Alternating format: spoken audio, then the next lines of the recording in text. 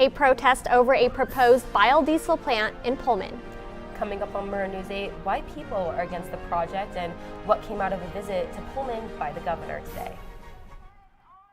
From the Northwest Public Broadcasting Studios on the campus of Washington State University, this is Murrow News 8. Good afternoon, I'm Brinkley Hill. And I'm Celine Arif. Welcome to Murrow News 8.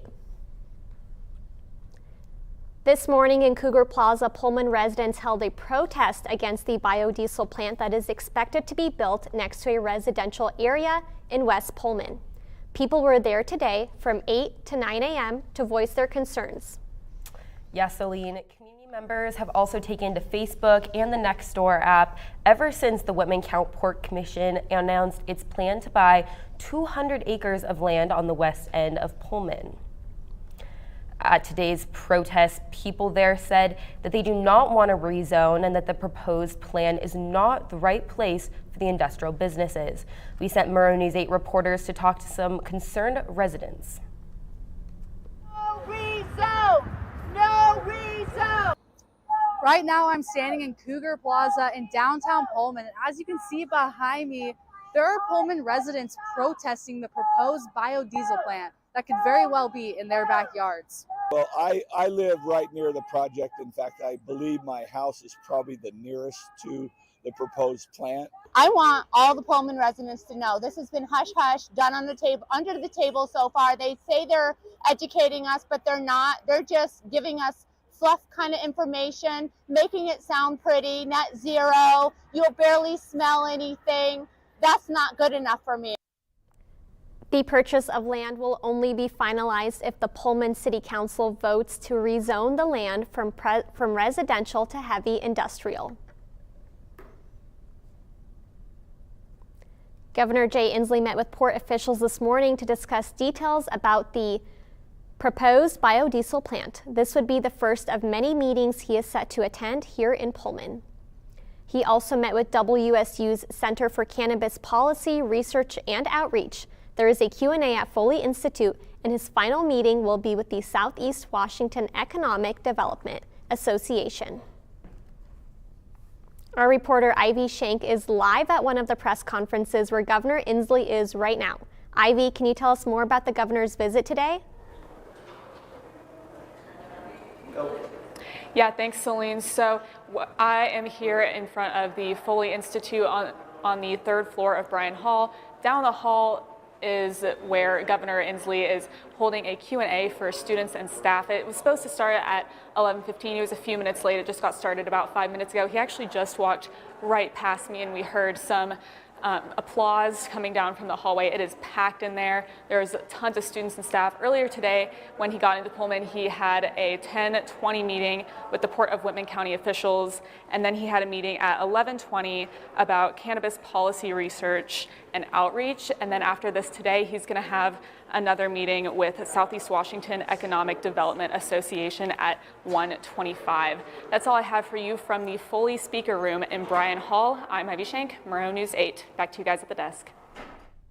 Thanks, Ivy. A report was published on February 15th that brought up a different side of the Kohberger case. The expenditures, according to the Idaho State Police Communications Director Aaron Snell, the ISP spent over $282,000 between travel, overtime pay, lab testing, storage of evidence, and anything else related to the case. The money was spent and was worth it. Police were able to make the arrest of Kohberger in late December. Have you ever had a fun night in Pullman but didn't feel safe walking home? Murrow News 8 reporter Noel Anderson has a story on how to find a safe ride in Pullman. I'd say do it, and it's the safest way, and they'll just want to help you get to where you're supposed to be. Cougar Safe Rides is a volunteer-run program that offers free rides home at night to the WSU community. I spoke with Josh Wagner, who is a supervisor for the program. But they're 3 Fords. They seat 3 people in the back. You know, we take 3 people per ride. Cougar Safe Rides operates every night starting at 7 p.m. on the weeknights and 8 p.m. on the weekends. If you're wondering what a Cougar Safe Ride car looks like, lucky for you, I'm actually standing by one right now. And as you can see, there are LED lights on the car with the number of the service that you can call. as well as WSU insignia on the cars that clearly label them as a Cougar Safe Ride car that will take you home safely. They've actually expanded outside of campus, so it's pretty much, I believe it's like a 5 or 6 mile radius outside of campus, so pretty much anywhere in Pullman. Safe Rides is different from other taxi services because they can take you to locations on campus such as the Cub, lecture halls, and the Spark. Also, they pick up riders anywhere in the Pullman city limits, including stores and bars. Reporting for Murrow News 8, I'm Noel Anderson. Do you look both ways when you cross the street? Car accidents involving pedestrians have led to new crosswalks on campus. Murrow News 8 reporter Luke Doughton has the story. I thought I died or something. School and work mornings can hit like a truck. Matt Rolifson understands this quite literally. On September 2nd, 2021, he was on his way to an 8 a.m. lab section at Washington State University when he was literally hit by a truck. He had just turned onto Colorado Street as soon as I started walking across, and I think the dude just wasn't looking and started speeding and was on his phone or something, just distracted driving.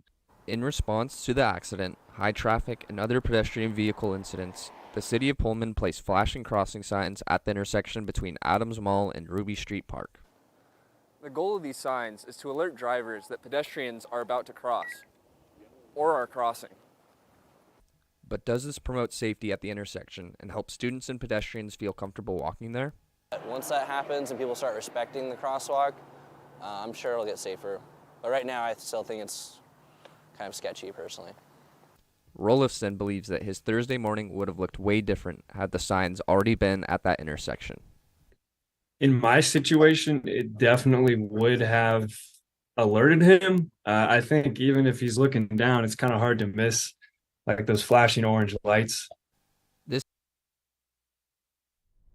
WSU will now have yearly online ethics training for all employees. Previously, employees received a single ethics training when hired. The update is to prevent any violation of Washington State Ethics and Public Service Act. According to Cheryl Camerzell, the Chief Compliance and Risk Officer at WSU, because staff are state employees, regular online ethics training will help avoid confusion and conflict over their financial and personal interests, as well as prevent any misuse of state resources. February is National Eating Disorders Month, and according to eatingrecoverycenter.com, 4 to 10% of men and 10 to 20% of women in college have an eating disorder. The first step to the road of recovery is recognizing that you or a loved one is affected by this. Symptoms can include a drastic change in weight or mood swings, such as increased anxiety or depression. From WSU individual counseling to major crisis hotlines, there are local and national resources to aid the ones in need.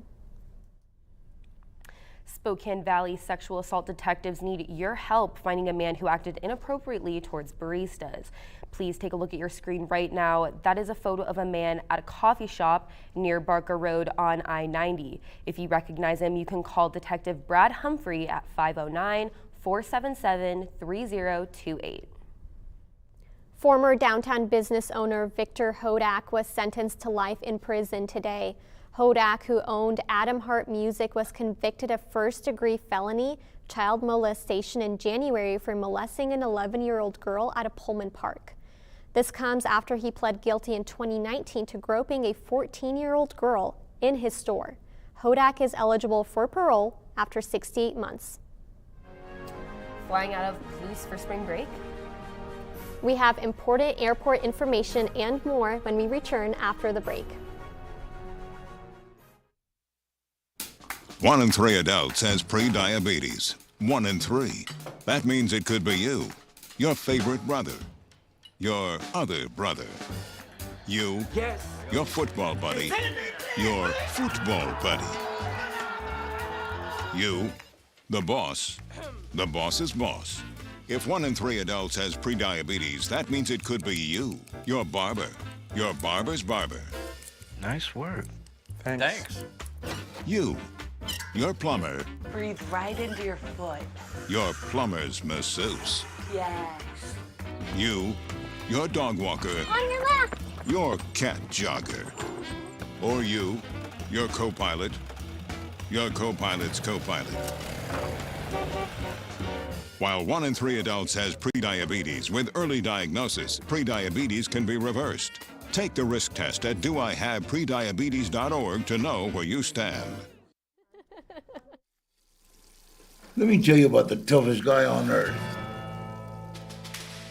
He does the work of 2 jobs, but only gets paid for one. He's tough enough to feed the man that gave him a lifetime of nourishment. He has the crazy strength to lift the man that raised him up without even flinching. That's right. No employee of the month bonus check here. This guy, no, this warrior, will always be by his father's side, even if his dad will hardly remember. Good luck finding a gym to train for that. If this guy isn't the toughest guy on the planet, then I don't know who is. Caregiving is tougher than tough. Find the care guides you need at aarp.org/caregiving. Pullman-Moscow Regional Airport, the Pullman-Moscow Regional Airport and Lewiston-Ness County Regional Airport have reported the demand to fly has fully recovered since the downturn from COVID-19. The airports are seeing an increase in air traffic and tickets sold. The Pullman Airport saw an all-time high in 2022 for enplanement numbers, and the Lewiston Airport's 2022 enplanement stats were its highest since 2018. Do you ever struggle to get a ride to the airport? The Associated Students of WSU are working towards getting reliable transportation for students. Murrow News 8 reporter Gabby Durante has the story. Thank you, Brinkley. Since the traffic is increasing at the airports, ASWSU just passed a resolution to provide transportation for students on campus. I'm here at the Chinook bus stop, which Senator Sorrell, who is on the resolution, thinks that this would be the best pickup location for students.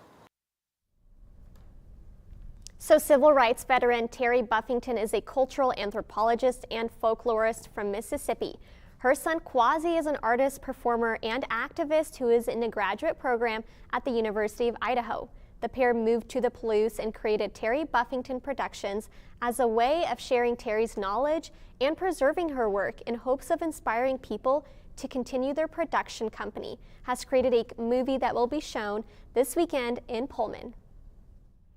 The Gladish, a Pullman meeting place, will be hosting this special presentation from Terry Buffington Productions. The movie Born Under Jim Crow is about Eddie Brooks and his time as a civil rights field organizer in 1964. Brooks helped register black voters in Mississippi. This showing will be Friday night at 7:30, Saturday at 2 and 7:30, as well as Sunday afternoon at 2. WSU PhD student was named Miss Black Washington USA 2023. Ashley Wells says, quote, I feel I really fell in love with just being able to concentrate on research on black women. I was really excited at the idea of putting a focus on black women in order to elevate all of us in the community. Ashley's work here at WSU revolves around black American women and mental health disparities. WSU's Crimson Girls recently brought home a 7th place national trophy for their jazz routine. The ladies competed with 32 teams in the country at the ESPN Wide World of Sports Complex in Florida. Congratulations, ladies. Some residential areas have been feeling the negative impacts from the cold weather. And a look at our weather forecast when we return on Murrow News 8.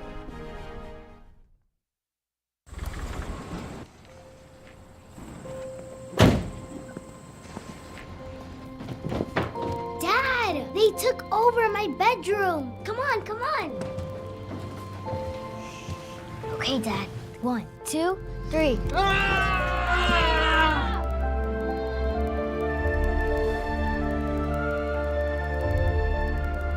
Dad!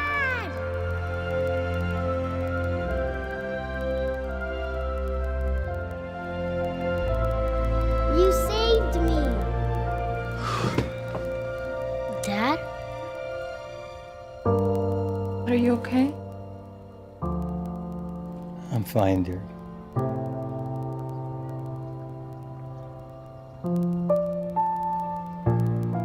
Your hero needs you now, and AARP is here to help. Find the care guides you need at aarp.org/caregiving. There. Can I tell you a cat joke? Just kidding. Why did the girl ask the mushroom to dance? Because he was a fun guy. What do you call a pig that knows karate? Pork chop. Why was the basketball court all wet? Why? Because the players kept dribbling all over it. Can I tell you another one? So how does a tissue dance? Put a little boogie on it. What's Beethoven's favorite fruit? Banana. What is a boxer's favorite drink? Fruit punch.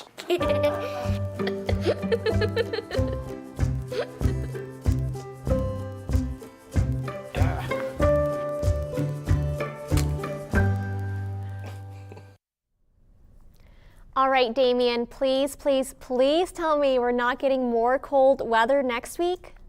Yeah, so Lane, I wish I could let you know that the weather will get warmer, but sadly it's not. As we look into today's conditions, a little bit of warmness today, 44 and a low of 31, some wind chills of 9 miles per hour, and the sun did rise at about 6:47 a.m. And if we're going to look into tomorrow's forecast, that's when things start to drop in temperature. Tomorrow's going to be a high of 41 with a low of 30, and that's when snow's also going to come in. So we're going to have to deal with a little bit of snow, a little bit of rain. Expect 18-mile-per-hour winds, and like I've mentioned before, things like this will drop the temps just a little bit. Sunrise at 6:45 a.m. We're going to look at your state map, taking a look at the west side. Olympia, high of 47, Seattle 46. Yakima is also going to be raised just a little bit, 50, low of 29. Tri-Cities 52 and 33. And if we look at the eastern side of the state, you'll see Spokane and Pullman just around the 40s. And across the state map, you can see cloudy conditions. All the state of Washington is pretty wet weather and lots of clouds. Let's go ahead and look at your 5-day forecast. I'm going to go ahead and step off the screen right here. Saturday will be when the snow front comes in, high of 41 and a low of 29. Not too much snow, but enough that it will coat the ground just a little bit, so be safe while driving. Sunday will be a high of 41 and a low of 30. Sun will break the skyline, so it'll make a nice little break for the clouds where you could get some sunshine in. And we're going back in, looking at Monday, what the cold conditions start to drop. Monday will be a little bit of rain coming in, so high 45, low of 36. And on Tuesday, snow is back once again, high of 44, low of 30. And looking into Wednesday, that's when things drop in temperature, going down to 37. Those graphics are a little bit wrong. It is going to drop around 18 degrees for your low, and on Wednesday, it'll be about 8 degrees. So sending it back to the desk with Solene and Brinkley. Thanks, Damien. And speaking of cold weather, our reporter Brendan Jin shares how Pullman apartments are being affected by the cold. Uncertain, shocked, and hurt. Those are just a few emotions Thomas Arend and his roommates felt when they returned to Pullman after winter break. Flooding and water damage have caused over $61,000 in house repairs that have also taken over a month and a half to fix. It's been a little hectic. So normally it's like we have 2 kitchens, 2 living rooms, all have our own bedroom. So it's 4 guys sharing the same kitchen, kind of everyone doing everything together. We've learned to adjust. The boiler system in their house failed while no one was home, which also caused the pipes to freeze and burst. Their landlord is still trying to figure out the payment situation with insurance as well. I'm standing in the downstairs living room where most of the water damage happened. First, they have to remove the original flooring. Then, they add the baseboards, and then the new hardwood flooring. Both Saunders and Thomas lived downstairs, but were forced to share a room upstairs because of the flooding. Thomas slept on a mattress on the floor, while Saunders took the bed. Kind of going back to the dorm days of living with a roommate, but I'm close with Saunders, so it's okay. Finally, in week 6 of the spring semester, they're able to move back into their rooms downstairs. Many others in Pullman have experienced similar types of issues in the winter. To try and prevent them, keep your thermostat to at least 60 degrees Fahrenheit, cover external pipes with insulation, and make sure your maintenance is up to date. Reporting live, Brendan Jin, Murrow News 8. Now, baseball fans, get ready because Cougar men's baseball is returning. That and more on Cougar Sports after the break.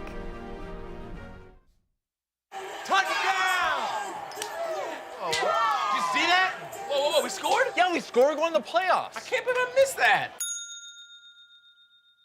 Every time I'm buzzed, I spend too much time on my phone. What? I should take your phone away. No. I'll call for a ride. Hey, why does my face look like that? I'm playing with these new face filters. Okay, you know what?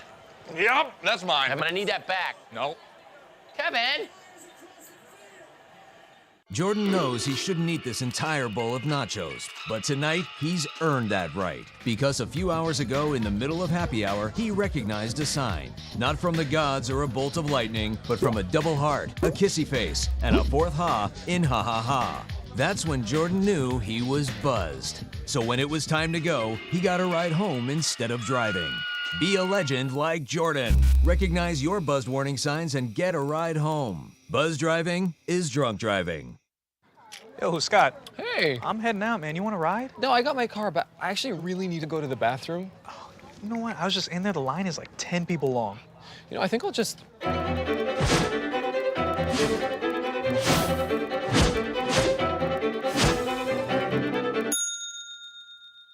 Dude, are you okay? You wouldn't believe what I was just thinking. I am definitely buzzed. Yeah. I think I will take this, and I will take that ride home. Smart man. Did you see how that dog was looking at me? What do you think you're doing, Kevin? Was just gonna drive home. There are several warning signs present that you shouldn't be driving. Like hearing voices? Like your text-to-emoji ratio? Oh man, the selfies. Selfie. Nailed it. We all have warning signs that let us know that we're probably not okay to drive. Mine is pretending to be your subconscious. Craig, come on, man, let's split a ride home.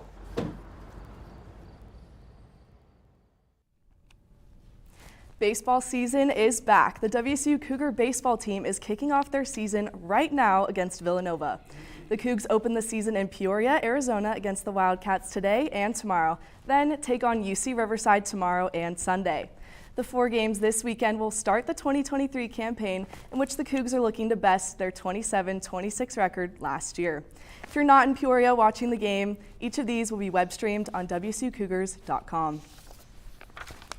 Men's basketball won their 3rd straight home game with a convincing 80-62 victory against the Beavers last night. The Cougars grabbed the lead early on and had an impressive-looking offense, with 4 of the 5 starters scoring double digits. Mohamed Gay led WSU with 21 points and went 9 for 9, while DJ Rodman added 18 points to the Cougars' total. WSU sunk 8 straight three-pointers. Andrei Yakimovsky started that hot streak in the first play of the game. Then we saw 2 more by Rodman, 2 from Justin Powell, and TJ Bamba and Mohamed Gay each put 1 in to put the Cougs up 28-12 within the first 9 minutes of the half. WSU closed out the night after Rodman posted 3 layups in the final minutes against the Beavers. The men have 1 more game this weekend. They'll face Oregon State at 4 p.m. following the women's game in Beasley Coliseum. There's lots of Cougar basketball this weekend in Beasley, as the women are also staying home to take on both the Oregon schools. Earlier this month, the Cougs took down the Beavs in Corvallis in a 63-56 win. Then WSU completed a successful road trip after they defeated number 21 Oregon in a thrilling overtime win. This time around, WSU hosts Oregon tonight at 7 p.m. and Oregon State Sunday afternoon. The WSU swim team is preparing for the Pac-12 tournament next week. I went ahead and took a deeper dive into one athlete's stellar season so far and how she's made an impact in the program in just her first year. Let's take a look. The Washington State swim team has had several strong performances all season. One freshman has already made a splash in the program. Every time you see her walk on the pool deck, you see somebody bubbly, somebody happy to be here, someone to learn, someone that wants to grow and wants to compete at the highest possible level. Emily Lundgren grew up around competitive siblings, and when she had to spend her 7th birthday at her sister's swim meet, Emily decided she might as well try it out too. I always look up to my older sister, and so she swam in college. She still swims for UC Santa Cruz right now. So when it came time for me to decide if I wanted to swim in college or not, I was like, well, she's doing it. Like, I want to do it too. Emily was the number 12 recruit out of California, and her impressive numbers in high school translated into her freshman season at WSU. Emily holds the fastest time for the 100-meter and 200-meter breaststroke in WSU history, but she can't can't do it all on her own and credits her supportive teammates for her success. They make waking up at 5 a.m. 10 times easier, and like wanting to keep coming to practice because of them and going to meets and having that energy. So coming here and having a whole team that's like at the end of my lane for me is so much fun and easier to like go best times. Emily spends several hours here in Gib Pool, but when she's not here or in class, you might be able to find her somewhere really close by. Just upstairs in Bowler Gym, Emily uses her free time working as an intern with sports video. I went to a few football games and some basketball games, and I'll film, and I did a bunch of swim hype videos, and just getting to film and like edit those too and like see them actually posted on social is really cool. All of this on top of being a 4.0 student athlete sounds like a lot to juggle, but Emily says it's nothing new. Definitely in high school I was super involved, especially my senior year, which is everything, and I wanted to do like everything I could, so that kind of translated into freshman year in college. Reporting in Pullman, I'm Sydney Berger, Murrow News 8. Keeping on the swim theme, the Pullman High School men's swim team has a shot to win the Washington State swim title. According to head coach Jason Hogg, this would be the first time the Pullman Greyhounds are in serious contention for the title. Pullman is favorited to win the whole thing and holds the #1 seed in the 200 and 400 freestyle. That's all for sports today. Back to you, Brinkley and Celine at the desk. Thank you, Sydney. A favorite Pullman activity is returning this weekend. Find out more after the break with Murrow News 8.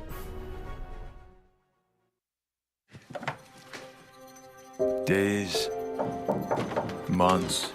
Hey, I'm Jim from across the street. Years. I'd like to give you this. A lifetime. Can rush by without realizing what we're missing. But it doesn't have to be that way. We have a choice to take action. Visit maketheconnection.net to find out more.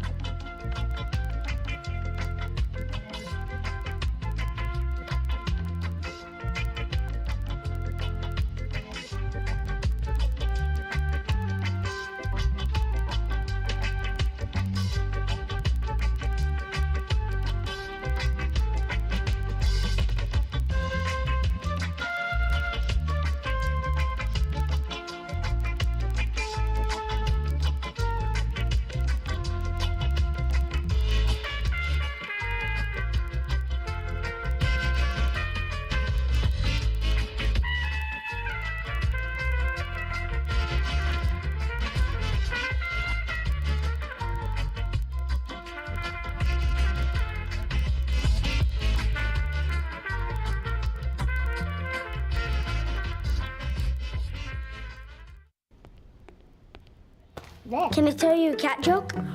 Just kidding. Why did the girl ask the mushroom to dance? Because he was a fun guy. What do you call a pig that knows karate? Pork chop. So how does a tissue dance? Put a little boogie on it.